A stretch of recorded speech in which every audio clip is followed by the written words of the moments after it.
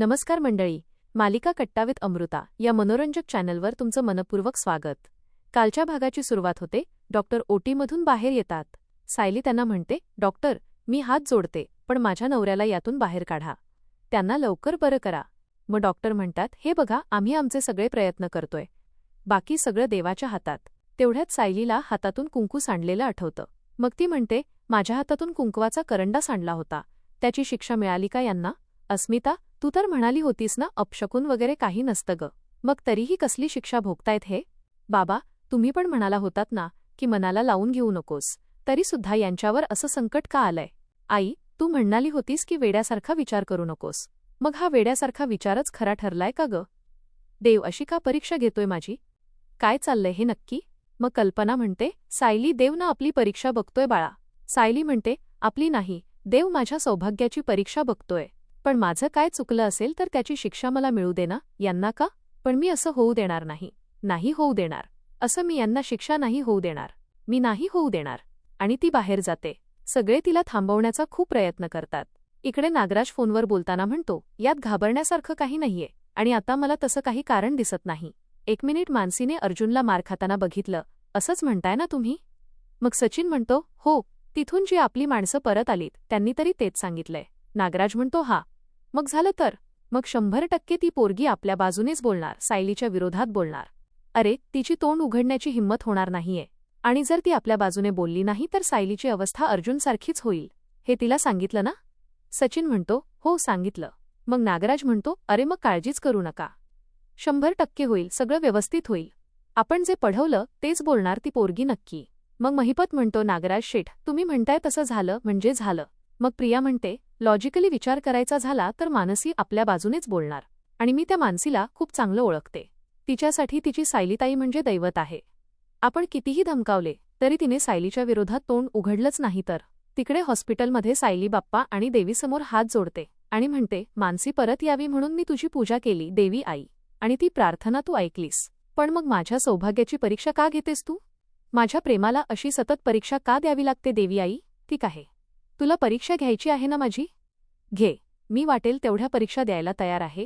पण तुला यांना लवकरात लवकर बरं करावंच लागेल.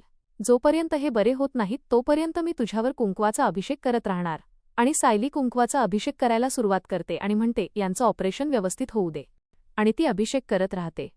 तिला अर्जुनने दिलेलं वचन आठवतं. आणि दुसरीकडे ऑपरेशन चालू असतं. बाहेर सगळेच टेन्शनमध्ये उभे असतात. सगळ्यांनाच अर्जुनसोबतचे काही क्षण आठवतात. सायली कुंकवाचा अभिषेक करत राहते. थोड्या वेळाने डॉक्टर बाहेर येतात. अश्विन विचारतो, डॉक्टर, काय झालं? ऑपरेशन सक्सेसफुल झालं ना? दादांची कंडिशन कशी आहे? ठीक आहे ना? मग डॉक्टर म्हणतात, ऑपरेशन सक्सेसफुल झालं. आता अर्जुन सुभेदारांच्या जीवाला अजिबात धोका नाहीये. मग अस्मिता म्हणते, आम्ही त्याला भेटू शकतो ना डॉक्टर? डॉक्टर म्हणतात, हो, भेटू शकता. पण आता लगेच नाही. थोड्या वेळाने भेटा. आणि डॉक्टर तिथून जातात. मग अश्विन म्हणतो, दादाला थोड्या वेळाने दुसऱ्या रूममध्ये शिफ्ट करतील. मग आपण त्याला भेटूया. प्रतापराव म्हणतात, ते सायली कुठे आहे ते बघा. आणि कल्पना आणि प्रतिमाला सुद्धा ही बातमी द्या. जा लवकर. मग अश्विन म्हणतो, मी बघतो. आणि तो कल्पना, प्रतिमा आणि सायलीजवळ येतो. मम्मा, प्रतिमा, आत्या, सायली वहिनीची प्रार्थना देवी आईपर्यंत पोचली. दादाचं ऑपरेशन सक्सेसफुल झालं आणि आता दादाच्या जीवाला कुठलाही धोका नाहीये. हे ऐकून सायली खुश होते आणि देवीसमोर हात जोडते. कल्पना म्हणते, देवी आई पावलीस ग. कल्पना म्हणते, सायली, ऐकलंस ना बाळा, अर्जुनचं ऑपरेशन चांगलं झालं. आता तो लवकर बरा होईल. मग सायली म्हणते, माझी खात्री होती. देवी आई मला कधीच निराश करणार नाही. तू माझं सौभाग्य वाचवलंस देवी आई. तुझे हेच उपकार मी आयुष्यभर विसरणार नाही. इकडे श्वेता, कुसुम आणि मधुभावना फोन करून सगळं सांगते. ते कुसुम घाबरून म्हणते, काय, अर्जुन सर कसे आहेत? मग श्वेता म्हणते, आता काहीच सांगता येणार नाही. हा, पण मानसी पोलिसांच्या ताब्यात आली खरी, पण हे प्रकरण अर्जुन सरांच्या जीवावरच बेतलं. मग मधुभाव म्हणतात, परमेश्वरा, अरे कसली परीक्षा बघतोस ही? मग श्वेताला म्हणतात, श्वेता, तू हे सगळं आधी आम्हाला का नाही सांगितलं? मग श्वेता म्हणते, अहो, आधी सायलीताईला सांगायचं नव्हतं ना? पण मी आणि अस्मिताताईने खूप प्रयत्न केला तिला सावरण्याचा. पण कळलंच तिला. आणि त्यात सगळं तुम्हाला सांगायचं राहून गेलं. मग मधुभाव म्हणतात, कुसुम, चल आपण आता आपण त्यांना बघून येऊया. मग कुसुम म्हणते, श्वेता, आम्ही जातो. तिथे सायली की काय अवस्था झाली असेल देव जाणे. आम्ही जातो ग. मग श्वेता म्हणते, हो हो, जात जा तुम्ही. सायलीताईला तुमची गरज पण असेल ना? तुमची मी तर काही येऊ पण शकत नाही. घरात गौरी आणि गोलू आहेत, तुम्ही जा. मग कुसुम म्हणते, ठीक आहे चला मधुभाऊ, आणि फोन ठेवते. इकडे जेलमध्ये त्या गुंडाला जेवण दिलेलं असतं. तिथे इन्स्पेक्टर निकम येतात आणि म्हणतात, हवालदार, याचं जेवण झालं की आम्हाला सांगा. आणि तिथून जातात. इकडे मानसीलाही जेवायला दिलेलं असतं, पण ती खात नाही. मग कॉन्स्टेबल म्हणते, ये पोरी, अशी किती वेळ उपाशी राहणार आहेस? थोडं खाऊन घे. आणि ती स्वतः मानसीला भरवते. इकडे अर्जुनला भेटायला सगळेच रूममध्ये येतात. सायली म्हणते, अहो माझा आवाज ऐकायला येतोय का तुम्हाला? कसं वाटतं तुम्हाला? मग कल्पना म्हणते, अर्जुन सांग ना, आता बरं वाटतंय का? बोलणारे बाळा. पण तो काहीच बोलत नाही. मग सायली म्हणते, अश्विन भाऊजी, हे काय होतंय? यांना शुद्ध काय येत नाही अजूनही? मग अश्विन म्हणतो, दादा बेशुद्ध आहे सायली वहिनी, पण एव्हाना तो शुद्धीवर यायला हवा होता खरं. इकडे इन्स्पेक्टर निकमजवळ लेडी इन्स्पेक्टर येते. मग निकम तिला विचारतात, मानसीने काही स्टेटमेंट दिलं का? ती म्हणते, नाही. तेवढ्यात चहावाला चहा घेऊन येतो. तो म्हणतो, साहेब, चहा सांगितला होता. मग हवालदार म्हणतो, ये इकडे. आणि चहावाला त्याच्या मागून जातो. इकडे अर्जुनला चेक करण्यासाठी डॉक्टर येतात. मग अश्विन विचारतो, डॉक्टर दादा, आत्तापर्यंत शुद्धीवर यायला हवा होता, पण एवढा वेळ का लागतोय? मग डॉक्टर म्हणतात, बरोबर आहे तुमचं म्हणणं अश्विन, मी बघतो काय ते. आणि ते चेक करतात. मग सायली म्हणते, डॉक्टर, जे काही असेल ते खरं सांगा. यांना शुद्धीवर यायला एवढा वेळ का लागतोय? मग डॉक्टर म्हणतात, आपण थोडा वेळ अजून वाट पाहूया. अशा केसेसमध्ये पेशंटला शुद्धीवर यायला जास्त वेळ लागू शकतो. मग प्रतापराव म्हणतात, अशा केसेसमध्ये म्हणजे? मग डॉक्टर सांगतात, पेशंटच्या मणक्याला मेजर डॅमेज झालाय. आपल्याला 24 तास वाट बघावी लागेल.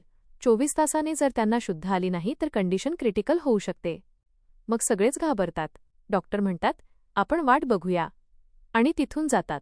इकडे जेलमध्ये त्या गुंडाला चहा द्यायला चहावाला येतो आणि चहासोबत चिठ्ठीही देतो.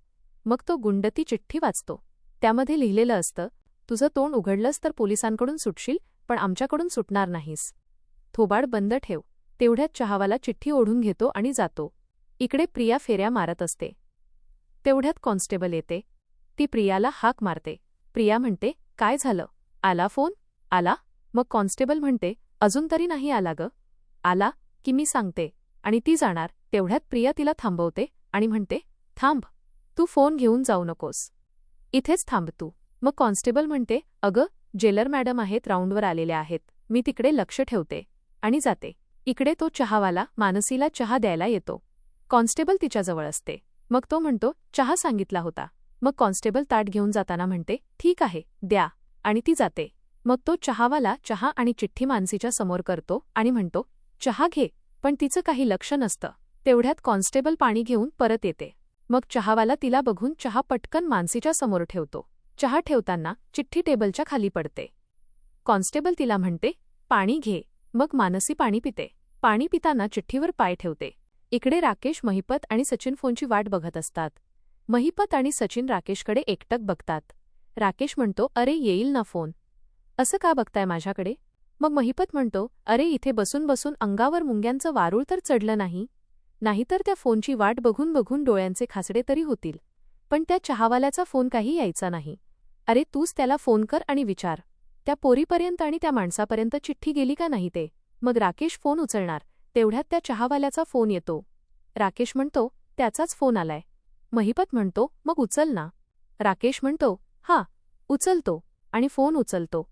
राकेश विचारतो, बोल, झालं काम?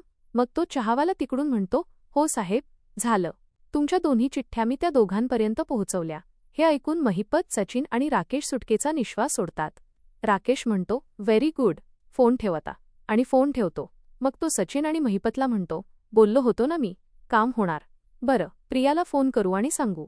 आणि तो प्रियाला फोन करतो. कॉन्स्टेबल फोन घेऊन येते आणि म्हणते, प्रिया, हे घे, कॉल आलाय. प्रिया म्हणते, दे दे. आणि फोन उचलते. मग राकेश म्हणतो, प्रिया, माझ्या माणसाने काम केलं. अण्णांच्या माणसापर्यंत आणि मानसीपर्यंत चिठ्ठ्या पोहोचल्यात. मग प्रिया म्हणते, नशीब तुला एक तरी काम धड जमलं. पण आता मला असं वाटतंय की त्या मानसीला जेवढे डोस मिळालेत ना तेवढे पुरे आहेत. मला नाही वाटत आता कोर्टात ती सायलीची बाजू घेईल. नाही, तरीसुद्धा मला असं वाटतंय की आपल्याकडे प्लॅन बी असायला हवा.